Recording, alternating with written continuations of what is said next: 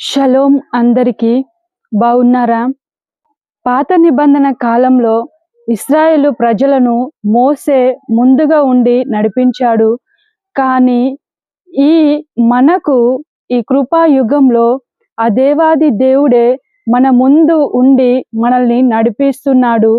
నీవు నడుచు మార్గం అంతటిలో నేను నీకు తోడై ఉంటాను అని దేవుడు మాట్లాడుచున్నాడు. కనుక నీవు ఏ పరిస్థితుల గుండా, ఎలాంటి చీకటికరమైన మార్గముల గుండా వెళ్ళినా దేవుడు నీకు ముందుగా ఉన్నాడు. ఆయన నీ మార్గమునంతటిలో తోడై ఉండి నడిపిస్తున్నాడు. కనుక నీ మార్గము ఎలా ఉన్నా, నీ ప్రయాణము ఏ విధంగా ఉన్నా దేవుని వైపు ఒక్కసారి కనులెత్తి చూడు.